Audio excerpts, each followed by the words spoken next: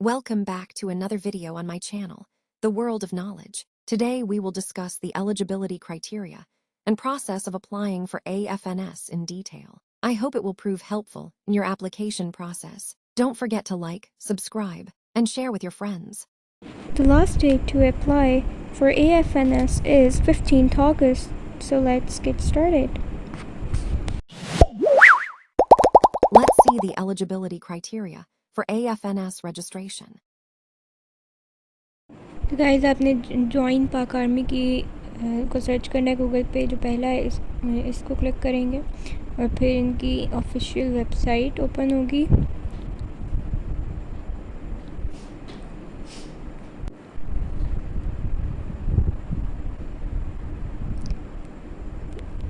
यहाँ पे क्रॉस वाले साइन पे क्लिक करेंगे और फिर स्क्रॉल डाउन करेंगे तो ये डिफरेंट कोर्सेज शो हो रहे हैं। यहाँ पे आर्मी नर्सिंग सर्विसेज, इसके नीचे सी डिटेल्स पे क्लिक करेंगे। यहाँ पे हमारे पास सारी डिटेल्स ओपन हो गई हैं। तो यहाँ पे जो एलिजिबिलिटी है 70 to 25 years of age required है एज ऑन November 1, 2025। और मैरिटल स्टेटस आप देख सकते हैं, gender females can only apply and minimum height requirement is 5 feet which is 152.4 centimeters and weight as per body mass index. और registration की last date है 15th August।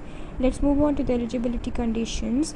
आपका matric science के साथ होना चाहिए 60% मार्क्स, FSC ये प्री मेडिकल होनी चाहिए 50% मार्क्स के साथ, मैट्रिक 60% मार्क्स और FSC 50% मार्क्स।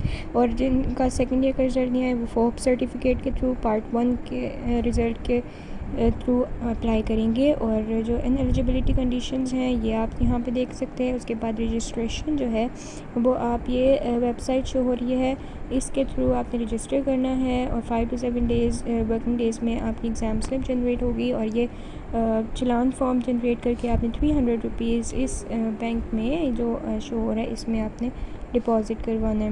और फिर उसके बाद हम देखते हैं इनका प्रीलिमिनरी टेस्ट रिटन टेस्ट होगा, इंटेलिजेंस पर्सनालिटी टेस्ट होगा, फिर इंटरव्यूज़ होंगे और फिर सिलेक्शन होगी।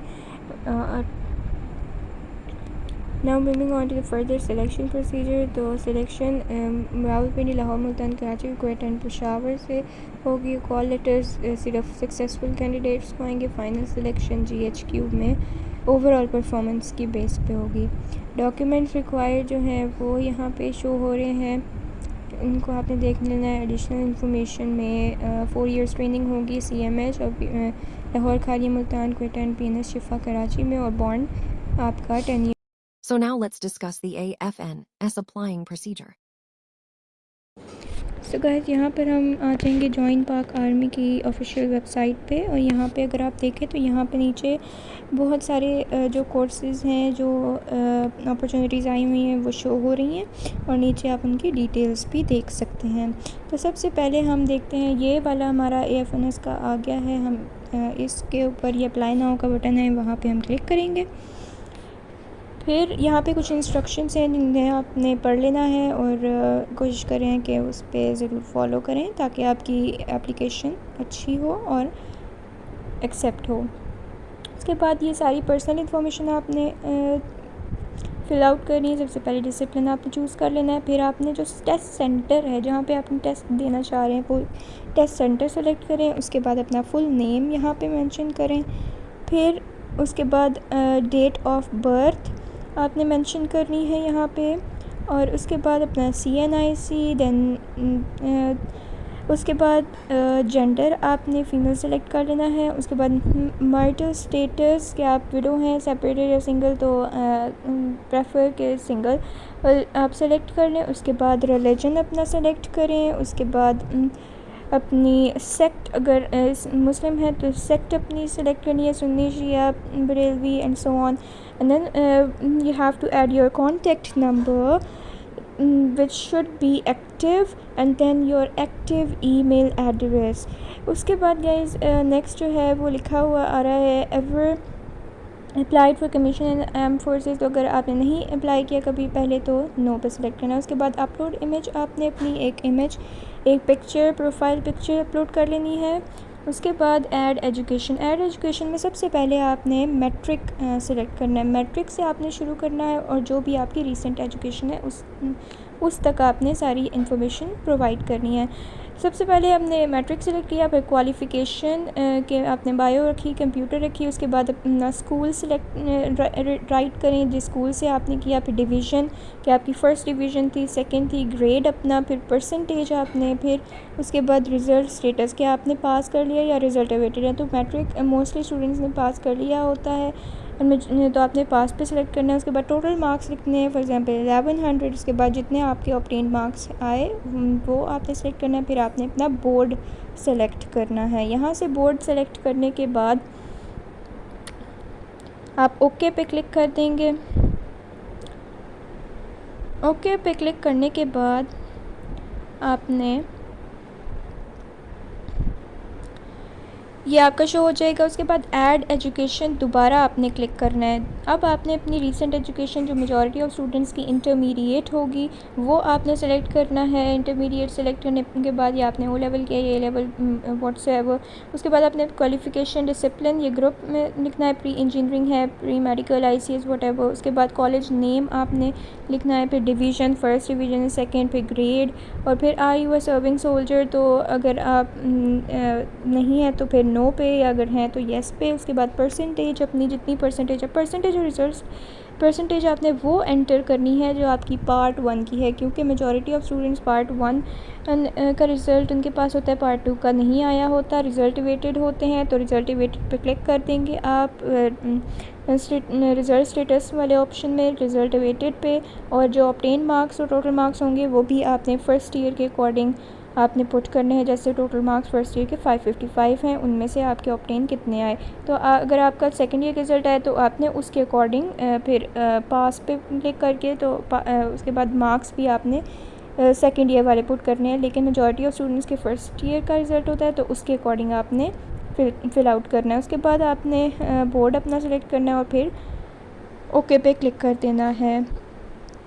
उसके बाद आपने अपनी नेशनलिटी क्लिक करनी है कि आप पाकिस्तानी नेशनल हैं। अगर आप ओवरसीज़ स्टूडेंट हैं तो अदर पे क्लिक करके अपनी नेशनलिटी ये प्रोवाइड करें कि आप कौन से नेशनल है। पाकिस्तानी पे क्लिक करने के बाद आपने नेक्स्ट कर देना है। नेक्स्ट आने के बाद यहाँ पे अब स्टेप 2 फॉर्म ओपन हो गया। यहाँ पे फैमिली इंफॉर्मेशन है। सबसे पहले आपने अपने फादर का नेम लिखना है, फिर father CNIC, then mother's name, then mother CNIC, फिर फादर का प्रोफेशन क्या है उसको सेलेक्ट करना है, क्या जॉब करते हैं वो सेलेक्ट करनी है। उसके बाद सिमिलरली मदर्स प्रोफेशन कि वो हाउसवाइफ हैं, जहाँ कहीं भी अगर वो जॉब करती हैं या नेवी एयरफोर्स या नेवी आर्मी में है तो वो आपने सेलेक्ट करना है उनका प्रोफेशन।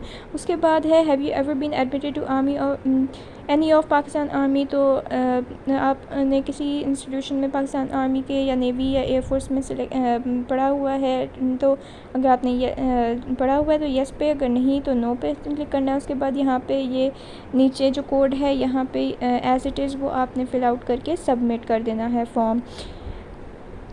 सबमिट पे हम क्लिक कर देंगे और फिर हमारी फर्स्ट स्टेप कंप्लीट होगा और हमें ये ऐसे एक आ जाएगा form submitted successfully, please visit again with in 48 hours. 48 hours तकरीबन एक दिन में आपने दोबारा चेकआउट करना है। तो रजिस्ट्रेशन स्लिप और चालान फॉर्म आपका जनरेट हो जाएगा। वो जनरेट करके आपने बैंक में फ़ी पे करनी है और उसके बाद आपकी रजिस्ट्रेशन कंप्लीट होगी। याद रखें चालान फॉर्म आपने एक दिन बाद ज़रूर दोबारा वेबसाइट विज़िट करके अपनी चालान फॉर्म दोबारा से चेक करना है कि चालान फॉर्म आपका जनरेट होगा।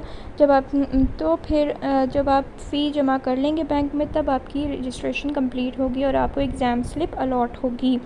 तो यहाँ पे अगर आपने चालान फॉर्म जो है वो अपना पे कर लिया है, सब कुछ हो गया है, उसके बाद हम यहाँ पे आके चेक एग्ज़ाम स्लिप, यहाँ पे हम एग्ज़ाम स्लिप जो है वो डाउनलोड कर सकते हैं। अगर आपकी आ गई है हम यहाँ पे चेक कर सकते हैं कि आई है नहीं आई। यहाँ पे अपना CNIC और फादर CNIC लिख के और फिर हम चेक कर सकते हैं। तो यहाँ पे status pending. I hope the video was informative. Don't forget to subscribe, like and share with your friends. Meet you in another video.